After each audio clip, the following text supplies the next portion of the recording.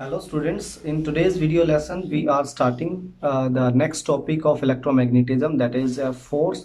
We were studying about the force acting on a charged particle moving in electric field and force acting on a charged particle moving in magnetic field. So now we will discuss about the second topic, that is motion of A charged particle in a uniform magnetic field. अगर एक uniform magnetic field के अंदर एक charge particle move करता है तो what does the trajectory of charge particle, ठीक है, कैसी होती है ट्रेजेक्ट्री, मतलब trajectory means path of charge particle कैसा होता है, ये चीज हम लोग देखेंगे इस पर्टिकुलर टॉपिक के अंदर, ठीक है। So let's get started. So first of all we are taking a uniform magnetic field, ठीक है, हम लोग एक यूनिफॉर्म मैग्नेटिक फील्ड ड्रॉ कर रहे हैं। Let this uniform magnetic field is drawn here, यहाँ पे हम लोग ड्रॉ कर रहे हैं। ऐसे आपने uniform magnetic field lines draw कर दी है, क्लियर है। ये straight line uniform magnetic field lines को रिप्रेजेंट कर रही है। और इन यूनिफॉर्म मैग्नेटिक फील्ड के अंदर एक चार्ज पार्टिकल था, या मैंने एक चार्ज पार्टिकल दिखा दिया, +q charge particle. That +q charge particle enters the magnetic field, ठीक है। वो मैग्नेटिक फील्ड के अंदर, magnetic field is designated by, represented by B, whereas the velocity of charge particle is represented by V. Velocity of charge particle is denoted velocity of charge particle is denoted by V, and magnitude or uniform magnetic field is denoted by B. Let velocity of charge particle is making an angle of theta degree with magnetic field. So in another words, you may say that this charge particle enters the magnetic field with making an angle of theta degree with the magnetic field. Magnetic field के साथ theta degree का angle बनाते हुए enter करता है। Okay, let this velocity I'm taking this velocity here. Let this v velocity is divided into two component vectors, ठीक है। इसको हम लोग दो component vector में डिवाइड कर देंगे। One of the velocity is known as parallel component of velocity, that is denoted by v1, and this would be equal to v cos theta. And another component of velocity is v sin theta, which would be the perpendicular component. एक velocity का component इधर हो जाएगा, उसको हम perpendicular component of velocity बोलेंगे, उसको मैं v2 लेटर से नोट कर देता हूँ, और वो हो जाएगा आपके पास v sin theta के बराबर, ठीक है। तो जिस v वेलोसिटी से मैग्नेटिक फील्ड के अंदर चार्ज पार्टिकल एंटर किया था, उस वेलोसिटी को हमने दो कंपोनेंट्स में डिवाइड कर दिया है। एक v cos theta कंपोनेंट के अंदर, that is called the parallel component of velocity with the magnetic field, and another is v sin theta component, that is called perpendicular component of this charge, velocity of this charge particle with the magnetic field. Okay, now we will study one by one how the parallel component and perpendicular component of charge particle going to affect the trajectory of this charge particle. So first of all, okay student, we are taking the first perpendicular component. So let me write it down, that for perpendicular component, ठीक है। तो for v perpendicular component of velocity, component of velocity के perpendicular component को study करेंगे हम लोग charge particle के लिए, ठीक है। Since perpendicular component is making an angle of 90 degree with the uniform magnetic field, so first of all we will try to find out the force acting on the charged particle due to the perpendicular component of due to the magnetic field, ठीक है।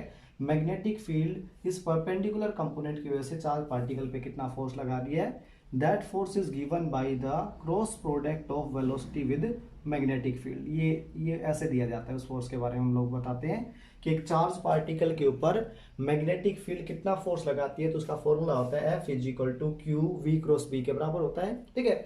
अगर इस फॉर्मूले को हम लोग expand करते हैं तो यहाँ वेलोसिटी का कौन सा कंपोनेंट ले रहे हो आप, v2, तो यहाँ पे v2 लिखोगे, ठीक है। और जब इस फॉर्मूले को एक्सपेंड करते हैं तो आ जाएगा charge into the perpendicular component of velocity, magnetic field and sine is the angle between velocity of charge particle and magnetic field, ठीक है। तो थीटा एंगल, सिंस आप ये थीटा एंगल ये वाला ले चुके हो, तो आप वेलोसिटी ऑफ चार्ज पार्टिकल और मैग्नेटिक फील्ड के एंगल के बीच में इस एंगल को लेट से फाई से डिनोट कर देते हो, ठीक है। थीटा से भी कर सकते हो, फाई से भी, ठीक है। तो आप चाहो उसी एंगल से आप लोग क्या कर सकते हो, इसको डिनोट कर सकते हो। तो अगर आप इसको डिनोट करना चाहो, हम लोग सीधा लिख देते हैं कि velocity of charge particle magnetic field के साथ 90 डिग्री का एंगल बना रहे हैं, तो साइन 90 डिग्री लिख देता हूं मैं यहाँ पे, ठीक है।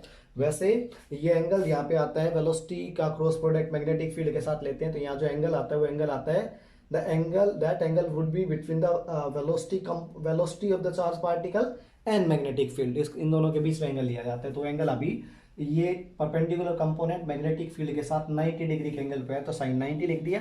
इसको हम फर्दर सोल्व करेंगे तो ये आ जाएगा आपके पास QV2 और B के बराबर आ जाएगा। ठीक है, ये फोर्स लगाएगा।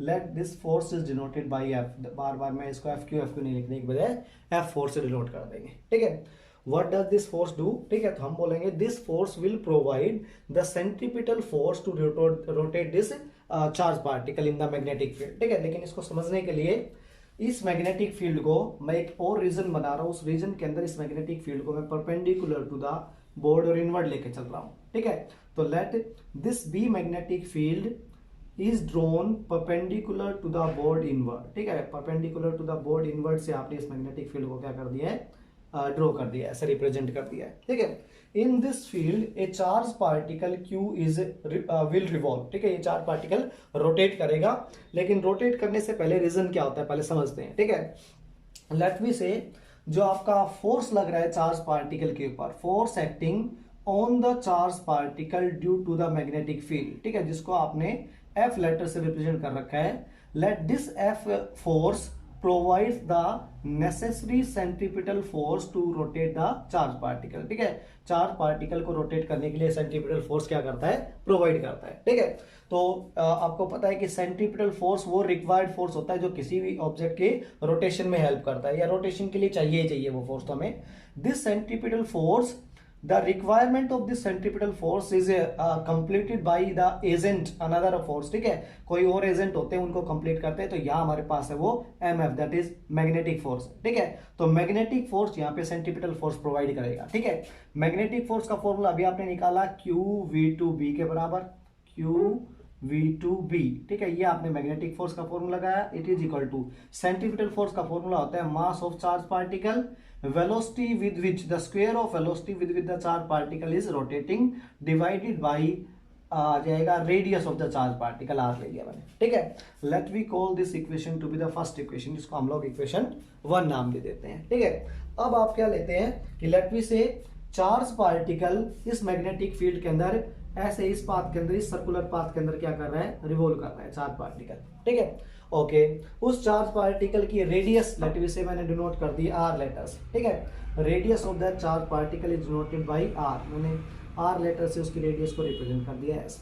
ठीक है, तो यहाँ से मैं इसको हटा देता हूँ और यहाँ मैं R लिख देता हूँ। R लेटर से मैंने डिनोट कर दिया चार्ज पार्टिकल की वेलोसिटी को। ठीक है, सॉरी चार्ज पार्टिकल के रेडियस को।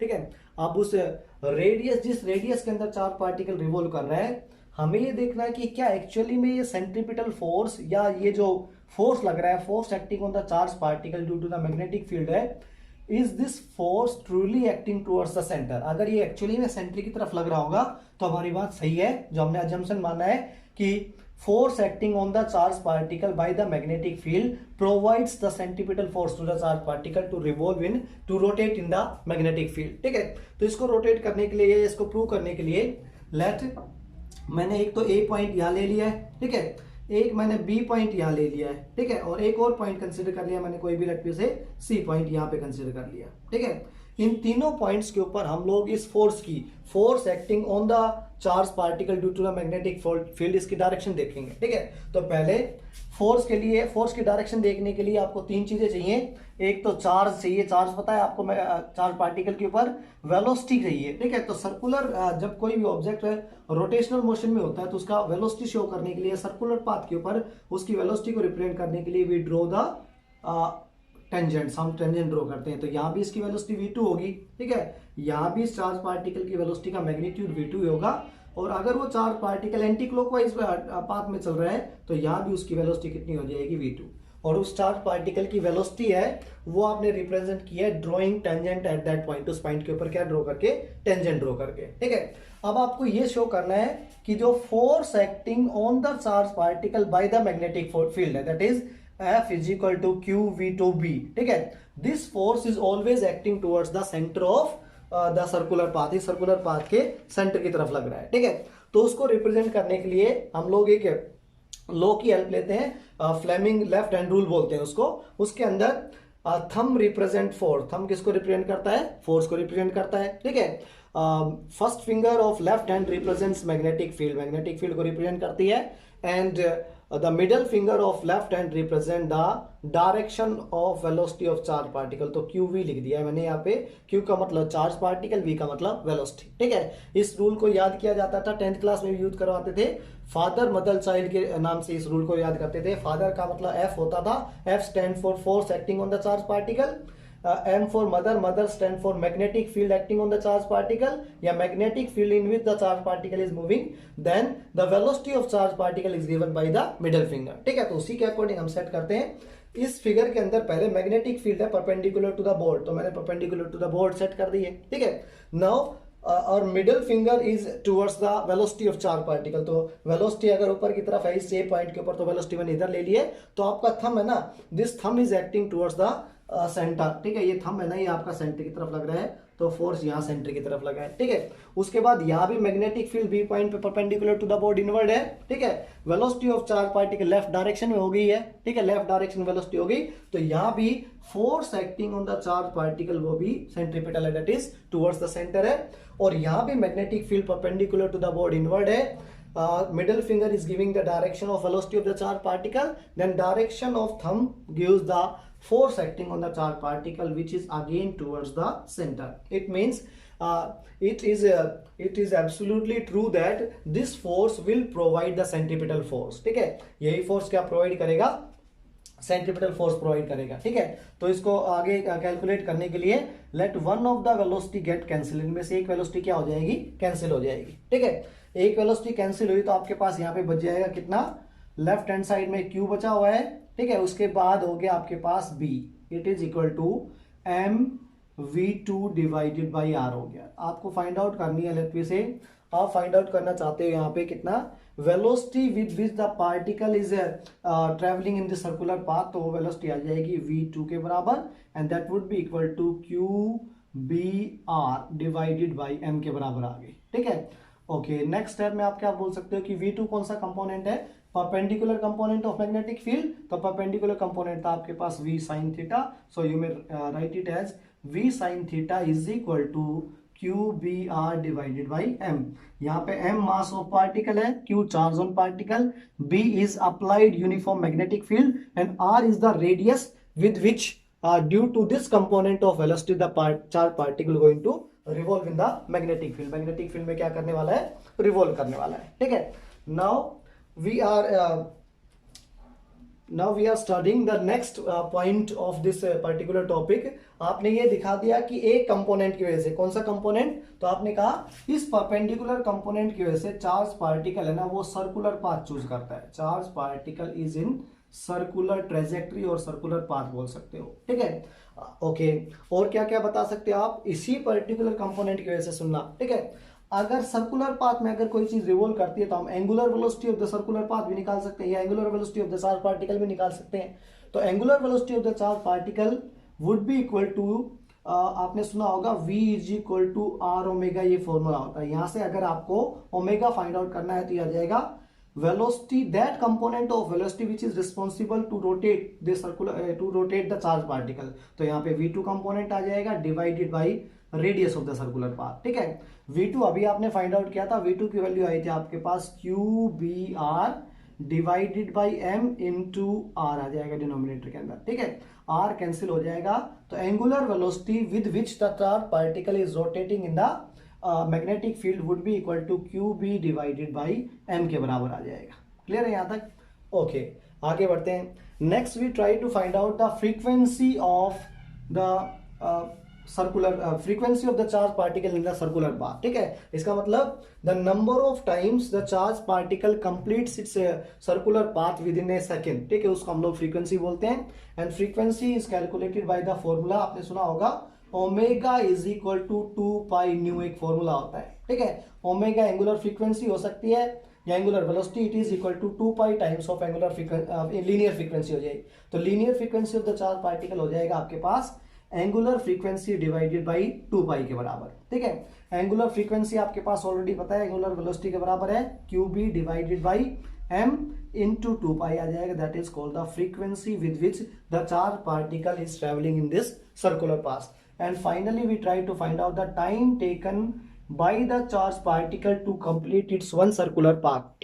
That would be called the time period of the charged particle, which would be equal to the inverse of frequency. वो frequency के inverse के बराबर होता है, या reciprocal of frequency होता है, तो वो बन जाएगा 2 पाई m डिवाइडेड बाई QB के बराबर. मतलब फ्रीक्वेंसी को रेसिप्रोकेट कर देते हैं, तो फ्रीक्वेंसी था आपके पास QB divided by 2 pi m, तो टाइम पीरियड आ जाएगा इसका 2 पाई m डिवाइडेड बाई QB के बराबर. ठीक है, ये दोनों लास्ट की दो इक्वेशन, मतलब frequency with which the particle is rotating and the time period of revolution, time period of rotation of the charge particle, they seem something special. ठीक है, उनमें क्या स्पेशल है कि neither frequency nor charge particle of the neither frequency nor the time period of charge particle is depending on velocity of the charge particle. ठीक है, ना तो फ्रीक्वेंसी, ठीक है, ना time period of charge particle velocity पे dependent नहीं है. इसका मतलब if we have same charge to mass ratio particle, हमारे पास बहुत सारे अलग अलग पार्टिकल है, लेकिन सभी पार्टिकल के अंदर चार्ज टू मास रेशियो, इस बात को सुनना. ठीक है, चार्ज को हम लोग क्यू बोलते हैं divided by mass, charge to mass ratio इसको बोला जाता है, और इसको हम लोग बोलते हैं स्पेसिफिक चार्ज.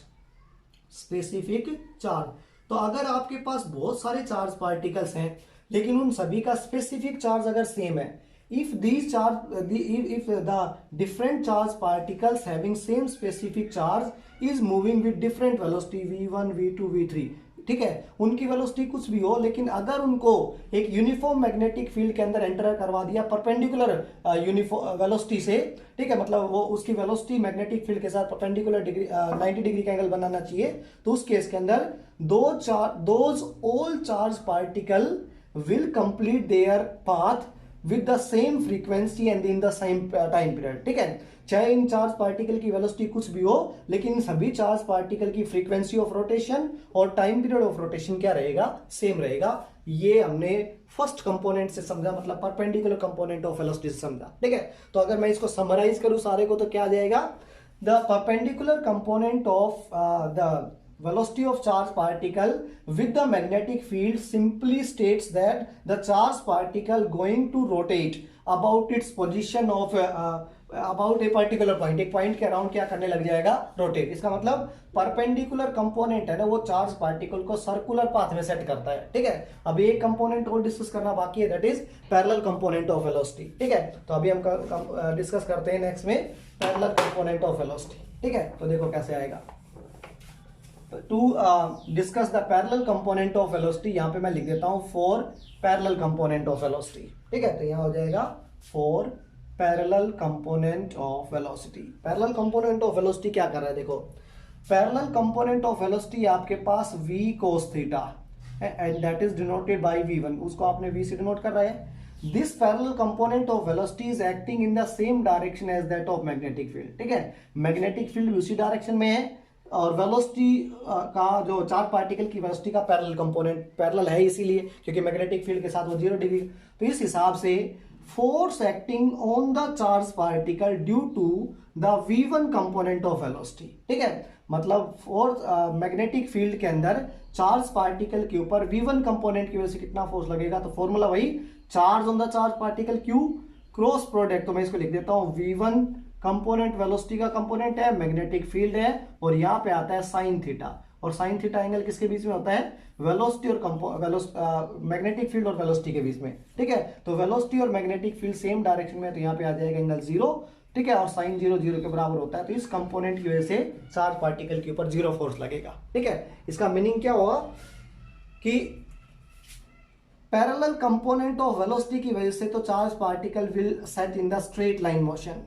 ठीक है, पैरेलल कंपोनेंट ऑफ वेलोसिटी की वजह से charge particle straight line motion, straight line distance travel करेगा, और परपेंडिकुलर कंपोनेंट की वजह से सर्कुलर पाथ कवर करेगा. ठीक है, तो what does the exact path of the charge particle, ये आपके पास मैग्नेटिक फील्ड थी. ठीक है, यहां आपने चार्ज पार्टिकल को प्लस क्यू चार्ज पार्टिकल को v वेलोसिटी से यहां पे एंटर करवाया था. ठीक है, और लेट वेलोसिटी के साथ मैग्नेटिक फील्ड के साथ वो v वेलोसिटी कितने डिग्री का एंगल बना रही थी, थीटा डिग्री. ठीक है, अब फिर आपने क्या किया, इस चार्ज पार्टिकल की दो कंपोनेंट्स के अंदर इस वेलोसिटी को दो कंपोनेंट्स में डिवाइड किया. एक था v cos थीटा कंपोनेंट, जिसको आप पैरेलल कंपोनेंट बोल रहे थे, ठीक है। एक था आपके पास परपेंडिकुलर, कौन सा था, v sine theta component. Sine theta component की वजह से cp सर्कुलर पाथ बना चार्ज पार्टिकल का, v cos थीटा कंपोनेंट की वजह से चार्ज पार्टिकल का स्ट्रेट लाइन पाथ बना। और दोनों कंपोनेंट अगर उस चार्ज पार्टिकल पे एक साथ एक्ट हो रहे हो, what does the exact path of the charge particle. तो देखो चार्ज पार्टिकल सर्कुलर मोशन में ट्रेवल करता हुआ आगे बढ़ेगा, then the path of the charge particle would be helical. कैसा पाथ होगा चार्ज पार्टिकल का, हेलिकल पाथ होगा। इसका मतलब हम क्या समझे कि जब भी एक चार्ज पार्टिकल मैग्नेटिक फील्ड के अंदर कुछ मैग्नेटिक फील्ड के अंदर v वेलोसिटी से एंटर करता है, और v वेलोसिटी कुछ ऐसे मैनर के अंदर होती है मैग्नेटिक फील्ड के साथ कि उसका एक नॉन जीरो पैरेलल कंपोनेंट भी हो, एक नॉन जीरो परपेंडिकुलर कंपोनेंट हो, तो इन दोनों कंपोनेंट्स की वजह से चार्ज पार्टिकल का पाथ कैसा होता है, हेलिकल पाथ हो जाता है, ठीक है। एक इंपॉर्टेंट बात हो रहा है कि एक आपका एक सर्कुलर पाथ यहां पे हुआ, दूसरा सर्कुलर पाथ यहां हुआ, तीसरा सर्कुलर पाथ यहां हुआ, चौथा सर्कुलर पाथ, ठीक है। तो जब चार्ज पार्टिकल सर्कुलर पाथ में ट्रेवल कर रहा है तो उसके साथ साथ वो लीनियर डिस्टेंस भी ट्रेवल कर रहा है, ठीक है। तो distance travel by the charge particle between two circular path, ठीक है। Straight line distance charge particle कितनी ट्रेवल करता है दो सर्कुलर पाथ के बीच में, इस चीज को कहते हैं pitch of helix. Pitch of helical path बोल दो या हेलिक्स बोल दो, ठीक है। तो पिच ऑफ हेलिक्स क्या हुआ, pitch of helix is straight line distance traveled by the charge particle,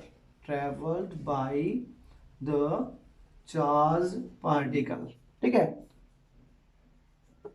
traveled by the charge particle between two circular paths, दो सर्कुलर पाथ्स के बीच में जो भी charge particle straight line distance क्या करता है, ट्रेवल करता है, उस स्ट्रेट लाइन डिस्टेंस को कहते हैं हम लोग हेलिक्स। तो ये सारी की सारी चीजें है ना, ये हेलिकल पाथ से या पिच ऑफ हेलिक्स हो गई है सारी की सारी, ठीक है। तो पिच ऑफ हेलिक्स हो गए straight line distance travel by the charge particle, clear है। तो मैं इसको एक बार समराइज करूं तो तीन केस बना के, फर्स्ट केस में अगर चार्ज पार्टिकल की वेलोसिटी, क्यू चार्ज पार्टिकल था उसकी वेलोसिटी v थी, अगर वो वेलोसिटी मैग्नेटिक फील्ड के अलोंग होगी, ठीक है, तो उस हिसाब से net force acting on the charge particle due to magnetic field zero होगा, ठीक है, चार्ज पार्टिकल स्ट्रेट जाएगा। सेकंड थिंग, जब Q charge particle v velocity से मैग्नेटिक फील्ड में एंटर करता है सच दैट मैग्नेटिक फील्ड की डायरेक्शन लेट वी से ऐसी है और वेलोसिटी ऑफ चार्ज पार्टिकल है ना वो ऐसी है, मतलब वेलोसिटी ऑफ चार्ज पार्टिकल और मैग्नेटिक फील्ड एक दूसरे के अपोजिट है, तब भी force acting on the charge particle by the magnetic field क्या होगा, जीरो के बराबर होगा, ठीक है। उसके बाद अगर वो v velocity component theta degree के एंगल बना रहा है मैग्नेटिक फील्ड के साथ, तो उसका पाथ होगा कैसा, हेलिकल पाथ। और फाइनली अगर एक चार्ज पार्टिकल मैग्नेटिक फील्ड के अंदर, ये मैंने यूनिफॉर्म मैग्नेटिक फील्ड बनाई और यहां से क्यू चार्ज पार्टिकल को मैंने v वेलोसिटी से परपेंडिकुलर डायरेक्शन से एंटर करवा दिया मैग्नेटिक फील्ड में, तो this charge particle will have only circular path. तो ये चार्ज पार्टिकल का सिर्फ कैसा पाथ होगा, सर्कुलर पाथ होगा। सर्कुलर पाथ में कुछ रेडियस r से ये सर्कुलर पाथ के अंदर क्या करने लग जाएगा, रिवॉल्व। तो प्योर सर्कुलर पाथ क्या कब होगा सर चार्ज पार्टिकल का, जब चार्ज पार्टिकल v वेलोसिटी से मैग्नेटिक फील्ड के परपेंडिकुलर डायरेक्शन में एक्ट करता है, ठीक है। हेलिकल पाथ क्या होगा, जब चार्ज पार्टिकल v वेलोसिटी से मैग्नेटिक फील्ड में थीटा एंगल से एंटर करता है कि उसका कुछ पैरेलल कंपोनेंट भी हो और परपेंडिकुलर कंपोनेंट भी हो। और magnetic field does not affect the path of charge particle when the velocity of the charge particle with the magnetic field either makes an angle of 0 degree or makes an angle of 180 degree. In both the cases force acting on the charge particle becomes 0. That is the conclusion of this particular topic. Okay, thank you. Okay student, now we are taking a numerical problem on the topic that we just discussed. ठीक है, क्या है देखो numerical problem. What is the radius of path of an electron if the electron is moving with a speed of 3 into 10 raised to power 7 meter per second in a perpendicular magnetic field. ठीक है, यहाँ पे ये magnetic field है ना, ये velocity of charge particle की क्या है, perpendicular magnetic field 6 into 10 raised to power minus 4 Tesla. Also find the frequency of charge particle and its energy in kilo electron volt. Okay, तो आपको तीन चीजें फाइंड आउट करनी है, radius of charge particle, frequency of charge particle and energy of charge particle in kilo electron volt. ठीक है, तो first of all हमें क्या क्या पता है, देखो हम नोट डाउन कर लेते हैं। वी नो दैट, सॉल्यूशन में हम लिख देते हैं, we know that the mass of electron is 9.1 into 10 raise to power minus 31 kilogram के बराबर, whereas the charge on the electron is find out to be minus 1.6 into 10 raise to power minus 19 coulomb के बराबर ये charge होता है electron पे। ठीक है, हम निकाल रहे हैं velocity. First of all we are finding the radius. ठीक है, तो हमें फॉर्मूले पहले लिख रखे हैं ऑलरेडी, देखो यही फॉर्मूले हमने ड्राइव किए थे। Angular frequency of charge particle या angular velocity of charge particle, frequency of charge particle in uniform magnetic field, time period of charge particle and finally radius of charge particle. तो radius of charge particle in perpendicular magnetic field is given by mass of electron, velocity with which the electron is moving, charge on the charge particle and magnetic field। ठीक है, तो सबसे पहले हम लोग mass of charge particle given है आपके पास 9.1 into 10 raise to power minus 31। Velocity of charge particle is given as 3 into 10 raise to power 7 metre per second divided by magnitude of charge on the charge particle is 1.6 into 10 raise to power minus 19 coulomb into perpendicular magnetic field acting on electron would be equal to 6 into 10 raised to power minus 4 Tesla. If we will solve that, we will find the radius of charge particle in uniform magnetic field comes out to be 0.28 metre के बराबर। ये आ गया आपका radius. Now frequency of charge particle. ठीक है, तो frequency of charge particle का formula आपने यहाँ लिख रखा है। देखो दो वेज के अंदर आप फ्रीक्वेंसी को एक्सप्रेस कर सकते हो। Frequency can also be expressed as, frequency को हम लोग ये भी लिख सकते हैं। ठीक है, कि फॉर्मूला है आपके पास B q divided by 2 pi m के बराबर फ्रीक्वेंसी का। ठीक है, बी है आपके पास uniform magnetic field 6 into 10 raise to power 8 minus 4 tesla, charge on the electron is 1.6 into 10 raise to power minus 19 coulomb divided by 2 into pi को आप 22/7 लिख देना, और मास ऑफ इलेक्ट्रॉन आपके पास गिवन है 9.1 into 10 raise to power minus 31 kilogram. ठीक है, from here we can find out the frequency of charge, frequency of electron comes out to be 1.7 into 10 raise to power 7 hertz के बराबर। Means the electron is revolving at very high frequency. Finally, what would be the energy of charge particle?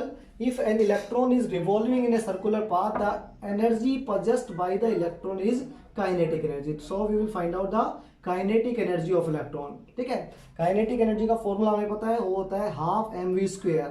m is the mass of electron, v is the square of speed of the electron। ठीक है, तो v square ले लोगे आप, half as it is, mass of electron आप put कर दोगे 9.1 into 10 raise to power minus 31 के बराबर, into velocity of charge particle आप ले लोगे यहाँ पे 3 इंटू 10 रेज टू पावर 7 का स्क्वायर। तो आपके पास kinetic energy of charge particle अगर यहाँ से फाइंड आउट करोगे तो जूल में आएगी। ठीक है, इस एनर्जी को फाइंड आउट करोगे तो kinetic energy will comes out to be in joules. आपको kinetic energy kilo electron volt में फाइंड आउट करनी है। ठीक है, तो इस रिलेशन को समझ लो पहले तो आप लोग।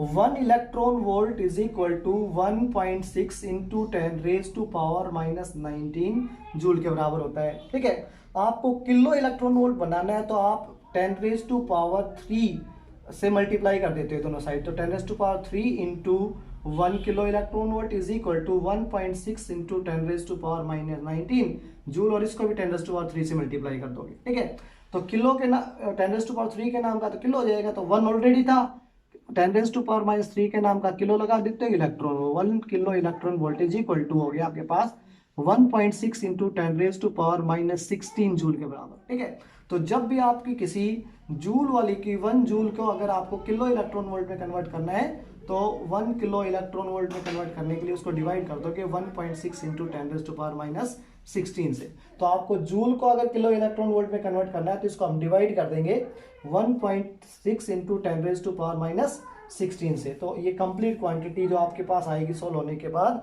वो आएगी 2.53 किलो इलेक्ट्रॉन वोल्ट। यही एनर्जी आपको फाइंड आउट करनी थी इलेक्ट्रॉन की किसके अंदर, किलो इलेक्ट्रॉन वोल्ट के अंदर। ओके,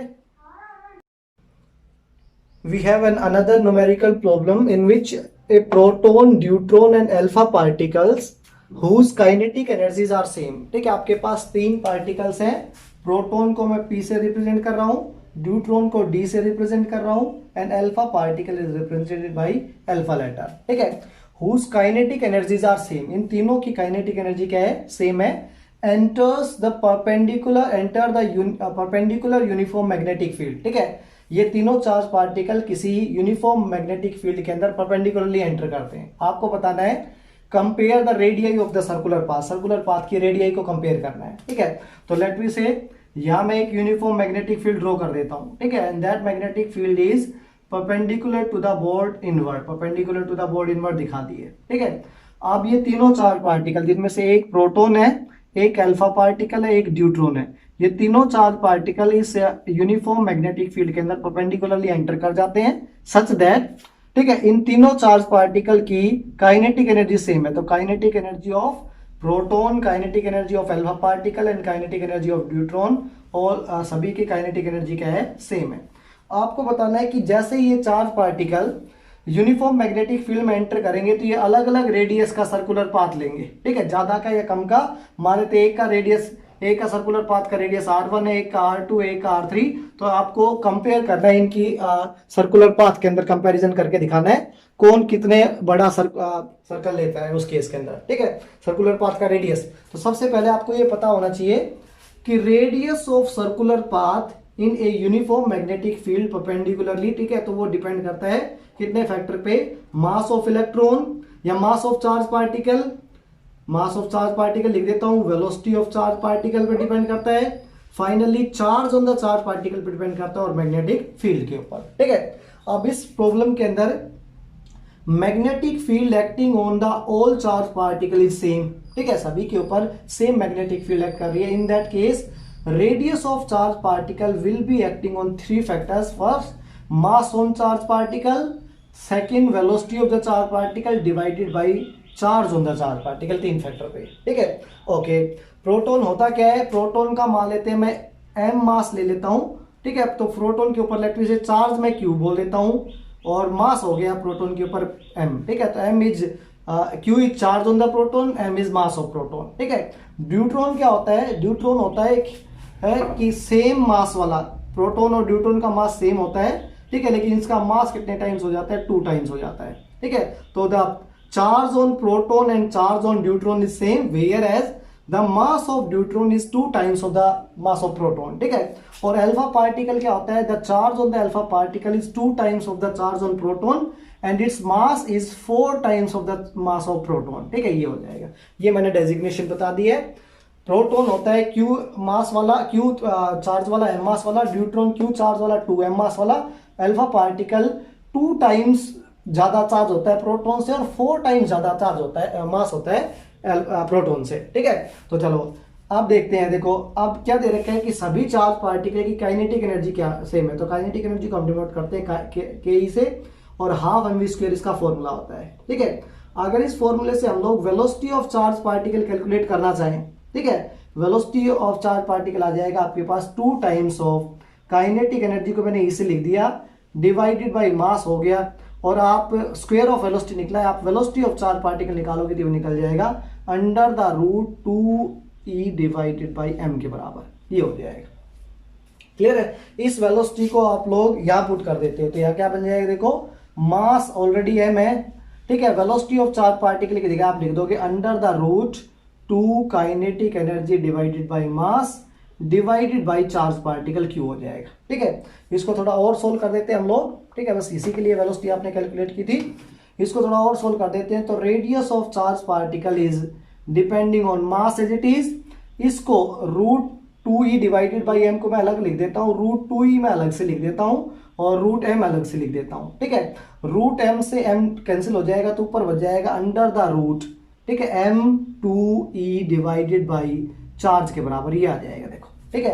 अब हम देख रहे हैं E डिनोट कर रहा था काइनेटिक एनर्जी, सभी चार्ज पार्टिकल के लिए काइनेटिक एनर्जी क्या थी, सेम थी, तो हम हटा देंगे। तो फाइनली आपके पास आ गया radius of the charged particles is directly proportional to square root of mass of charged particle and inversely proportional to the charge on the particle, ठीक है, इस पे डिपेंड कर रहा है। तो हम ले लेते हैं, तो सबसे पहले हम लिख देते हैं रेडियस ऑफ प्रोटॉन निकालेंगे, फिर उसका रेशियो निकालेंगे रेडियस ऑफ ड्यूट्रॉन के साथ, फिर उसका रेशियो निकालेंगे रेडियस ऑफ अल्फा पार्टिकल के साथ। ठीक है, लिखते जाते हैं। रेडियस है, यहां लिखेंगे सबसे पहले under the root mass of proton divided by charge on proton. उसके बाद लिखेंगे under the root mass of deuteron divided by charge on deuteron. फिर हम लिखेंगे is equal to mass of alpha particle divided by charge on alpha particle, हो जाएगा आपके पास 2 अभी लिख देते हैं, पहले charge on alpha particle Q alpha लिख देते हैं। ठीक है, अब इन सभी को हम रिप्लेस कर देते हैं। मास ऑन प्रोटोन है आपके पास, आपने मास ऑफ प्रोटोन एम ले रखा है तो अंडर द रूट एम हो जाएगा, divided by charge on proton हो जाएगा क्यू, तो क्यू लिख देंगे। It is equal to mass of deuteron हो जाएगा आपके पास वही एम ही रहेगा, 2m हो जाएगा sorry, divided by charge on deuteron q ही रहेगा। It is equal to mass of alpha particle is 4 times of the mass of proton divided by charge on alpha particle is 2q के बराबर। ठीक है, आप root M सभी में common है, कैंसिल मतलब कॉमन हो जाएगा सबके अंदर। उसके बाद आप लोग इसको सोल्व कर दोगे तो क्या आ जाएगा देखो। ठीक है, यहाँ तो आ जाएगा आपके पास 1 रेशियो, उसके बाद यहाँ आ जाएगा रूट 2 का रेशियो। ठीक है, और यहाँ देखना 4 को आप बाहर निकालोगे तो अंडर द रूट एम बच जाएगा, बाहर आ जाएगा आपका 4 रूट 4 बाहर आएगा तो 2, ये 2 से 2 कैंसिल हो जाएगा तो यहाँ भी बनाया जाएगा।